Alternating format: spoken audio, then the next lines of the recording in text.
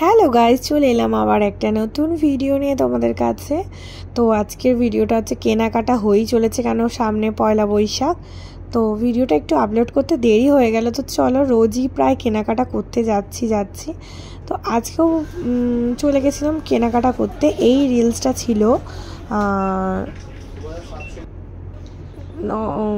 নীলষষ্ঠীর আগের দিন ছিল, সরি, একটু চিন্তা করতে দেরি হয়ে গেল। তো যাই হোক, নীলষষ্ঠীর আগের দিন ভিডিওটা তুলছিলাম। তো স্টার্ট করলাম, মর্নিং হয়ে গেছে, আজকে নীলষষ্ঠী। তো সকাল সকাল উঠে পড়েছি। আমি চা না খেলে আমার দিন কাটে না। তো চা করে নিয়েছিলাম, এটা বরের জন্য যদিও বা, আর বর আর মেয়ের জন্য খাবারের জন্য ভাত বসিয়ে দিয়েছি, আর একদিকে চা করতে শুরু করে দিয়েছি। আর সাবু দেখতেই পাচ্ছ, আমি জেকের সাবু ইউজ করি, তো আমি সাবু মাখা খাই, তো তাই জন্য সাবুটা ভিজিয়ে দিলাম। এক্সপায়ারি ডেট 200 গ্রাম, এক্সপায়ারি ডেটটা দেখিয়ে নিলাম। আর অ্যামাউন্টটা হচ্ছে 50 টাকা, 200 গ্রামের দাম 50 টাকা। সাবুটা সত্যি খুব ভালো, তোমাদেরকে এতবার করে দেখাচ্ছি কারণ আমি ছোটো দানার সাবু খাই। সাবুটা ফুলে জাস্ট এই বড় বড় হয়ে গেছিলো, খুব সুন্দর, মুখে দিলেই যেন গলে, মুখে দিলেই সুন্দরভাবে গলে যাচ্ছিলো। আর এখানে ব্যাগ কিসের, ব্যাগ গুছিয়ে নিয়েছি। বাবা, ট্যুরে যাব নাকি? না না না, ট্যুরে যাব না। এই যে মেয়েকে এখানে রেডি করাচ্ছি আর ব্যাগ গুছিয়ে বেরিয়ে পড়লাম। চলো দেখা যাক কোথায় যাওয়া যায়, তাই তো নাকি? আমি এখন খেতে পারবো না, কেন বসে আছি। আমি এখন কিচ্ছু খেতে পারবো না, বসে আছি, শুধু কিনে নিলাম। সারাক্ষণ দুষ্টু বুদ্ধি লেগেই রয়েছে। ব্যাগ গুছিয়ে কোথায় চলে এলাম আমরা, তোমরা নিশ্চয়ই এতক্ষণে গেস করে নিয়েছো। হ্যাঁ, আমরা চলে এসেছিলাম হাওড়া গঙ্গায়। আমরা রামকৃষ্ণপুর ঘাটে চলে এসেছি। শিবরাত্রিতেও আমি এসেছিলাম রামকৃষ্ণপুর ঘাটেই, তোমরা নিশ্চয়ই আমার ভিডিও দেখেছো। তো আর দেখে নাও, আমার মেয়ে তো সাঁতার জানে না, তাই মেয়েকে আর বরকে একসাথে নামাইনি, বরকে আগে স্নান করে উঠিয়ে দিয়েছি। না না, ভেবো না যে বরকে আমি গঙ্গায় গিয়ে স্নান করিয়ে দিয়েছি। বর নিজে নিজে স্নান করছিল আর আমি দাঁড়িয়ে রয়েছিলাম, কারণ যদি ডুবে যায় তাহলে তো ধরতে হবে, বলো। আর মেয়েকে এবারে স্নান করিয়ে ওঠাবো। সে মেয়ে তো কিছুতেই উঠতে চাইছে না। আমার মেয়ে বড্ড সাহসী, তার পাপা সাহসী ভিতুর ডিম, আর আমার মেয়ে প্রচুর সাহসী। দেখো চারিদিকের পরিবেশটা কত সুন্দর লাগছে। আর আমাদের স্নান টান হয়ে গেলেই দেখো কঙ্কাল দুটো নিচে নামছে, এত সুন্দর বডি এদের, না আমার হেভি হাসি পায়। তো আমার মেয়ে কখনোই মোটা হবে না, কারণ আমার বরের মতো বডি, যদিও বা আমার বরের নয়, আমার শ্বশুরবাড়ি গোষ্ঠীর এই বডি।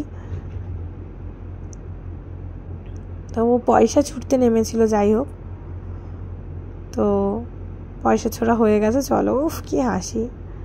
চলো বাবা, কঙ্কালরা কঙ্কাল ভেবে ওদের সাথে না নিয়ে চলে যায়।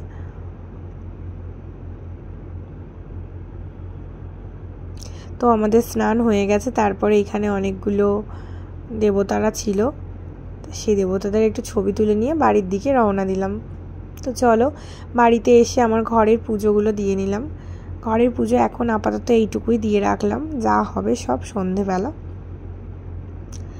তো আমার ঘরের দেবতাগণকে দেখে নিয়েছো তোমরা, এর আগে অনেক ভিডিওতে দেখেছো।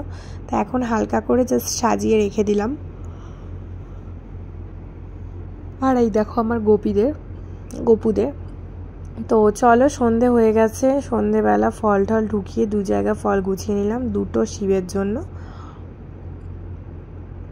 তো সন্তানদের জন্য ব্রত কে না করে, আশা করি করাটা দরকার। কে না করে না, অনেকেই আছে এরকম করেও না যদিও বা। তো যাই হোক, আমি একজন মা হয়ে এইটুকুই বলবো যে পৃথিবীর সকল সন্তান যেন ভালো থাকুক, সুস্থ থাকুক, উপোস করে, এইটুকুই ভগবানের কাছে আমার চাওয়ার। সকল মায়ের যেন হাসি ফুটুক। দেখো এই মালাগুলো আমার নিজের হাতে তৈরি করা, আকন্দের মালাটা যদিও বা, অন্য কোনোগুলো নয়, নিজের হাতে বানানো। এই ছোট্ট মালাটা যদিও বা আমার শ্বশুর বানিয়ে দিয়েছে, আর বড় বড় 3টে মালা আমার শাশুড়ি মায়ের, আমার এবং আমার মায়ের এই বড় বড় 3টে মালা আমি করেছিলাম আমার শ্বশুরবাড়ি গাছের ফুল দিয়ে।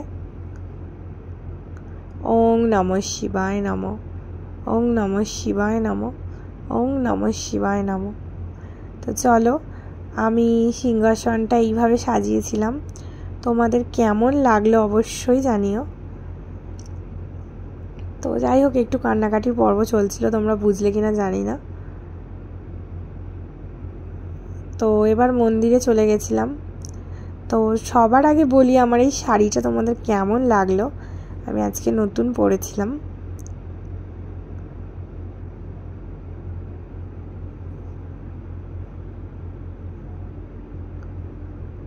আমার বাড়ি থেকে খুব কাছেই মন্দিরটা, আর আমার এই মন্দিরে পুজো দিয়ে খুব শান্তি হয়। অনেক পুরনো মন্দির এটা,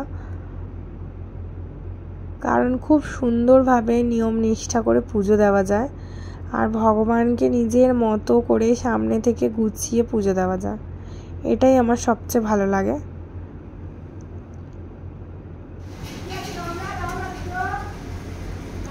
ওং নমঃ শিবায় নমঃ, ওং নমঃ শিবায় নমঃ, ওং নমঃ শিবায় নমঃ। এই মন্ত্রটাতেই আলাদা শান্তি আছে। তো দেখো, আমার জল ঢালা হয়ে গেছে, এবার আমার বর জল ঢালছে। আজকে সব আমরা নীলপরি হয়েছিলাম। বড় নীল জামা পরেছে বরে, যদিও বা নতুন ছিল না জামাটা।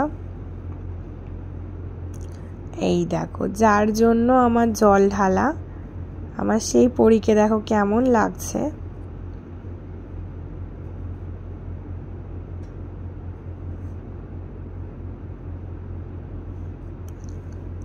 তো চলো দেখো আমার মা মেয়েকে কেমন লাগছে। তো বাড়ি এসে এবারে সাবু ভিজিয়েছিলাম, বললাম সাবু মাখা করে ফেললাম, করে খেয়ে নিচ্ছি। এবারে অল্পই সাবু মেখেছিলাম, কারণ আমার শাশুড়ি মাকেও দিইনি, আমার মাকেও দিইনি, কারণ ওরা অনেক দুপুরবেলা জল ঢেলে নিয়েছিল, আর তাই আমি তো অনেকটা রাত্রি হয়েছে তাই দিইনি। তো তারপরে আমরা বেরিয়ে পড়লাম ঘুরুঘুরু করতে। গুরু করতে কোথায়, আস্তে ছুটবি না, গুরু করতে গেছিলাম একটু রামতলায়। কিছু টুকিটাকি কেনাকাটা ছিল, কেনাকাটার কোনো শেষ নেই, অন্তত আমাদের সারা বছর তো কেনাকাটা চলছে, বাদ দাও। তো তার আগে শাশুড়ি মায়ের কাছে গেছিলাম। শাশুড়ি মা,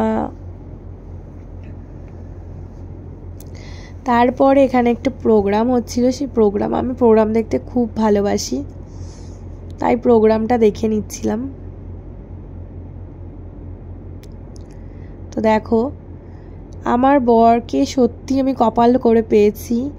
এত রাত হয়ে গেছে, কোনো বিরক্তি নেই, কিচ্ছু নেই।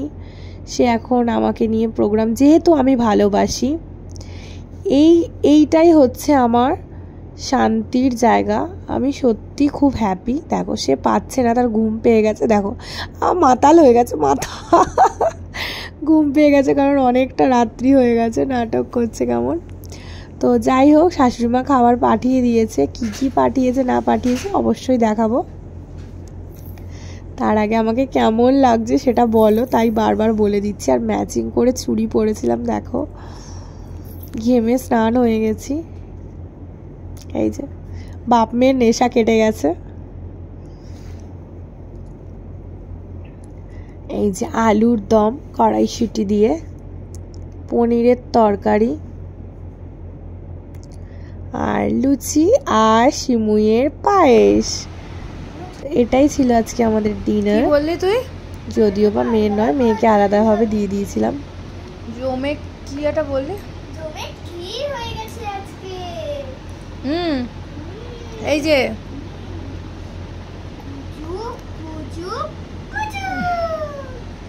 মেয়েকে আলাদা দিয়েছিলাম, কেন ছোঁয়াছান্তি লেগে যাবে, তাই জন্য। দেখো, আমার মাতাল বরের কিন্তু নেশা কেটে গেছে। আর এই যে আমার মেয়ে মোটেও ঘুমাচ্ছে না, স্কুল যাবে কি করে জানি না, ঘাপটি মেরে শুয়ে পড়লি যে। দুষ্টুমিটা দেখো, এগুলো সব আন্টিকে দেখো, ঘুম কখনোই পায় না। তো আমাদের নীল ষষ্ঠীটা এরকম কেটেছিল। তোমাদের সবার কেমন কাটলো অবশ্যই জানিও। আর আমার তো খুব ভালো কেটেছে। ভগবানকে ডাকি যেন এমনই হাসি খুশিভাবে চোখটা বন্ধ করতে পারি, তাহলেই হলো। আর পৃথিবীর সকল সন্তানদের সুস্থ রেখো, ভালো রেখো, সকল মায়ের মুখে হাসি ফুটিয়ে তোলো, সকল মায়ের যেন এরম বুক ভরা ভালোবাসাই তার সকল সন্তানের জন্য থাকতে পারে। আমার এইটুকুই চাওয়া পাওয়া। আবারও বলবো, পৃথিবীর সকল সন্তানকে ভালো রেখো, সুস্থ রেখো, কোনো মায়ের কোল খালি করো না। ভগবানের কাছে এইটুকুই চাওয়া, আর ভগবান সেটা সকল মাকে দিও। কোনো মায়ের কোল খালি হলে সেই মাই বুঝতে পারে একমাত্র যে তার কষ্টটা কোথায়, কতটা। ভগবানকে এইটাই চাওয়া, সকল বাচ্চাকে দুধে ভাতে রেখো।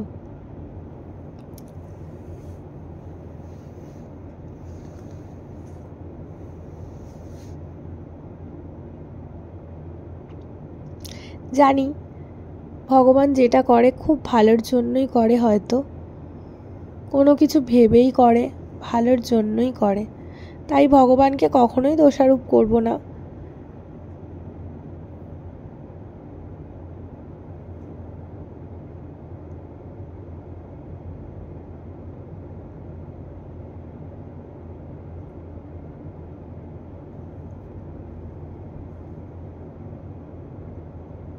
ভগবান যেটা করবে এইটুকুই আমার আশা ভরসা, ভালোর জন্যই করবেন।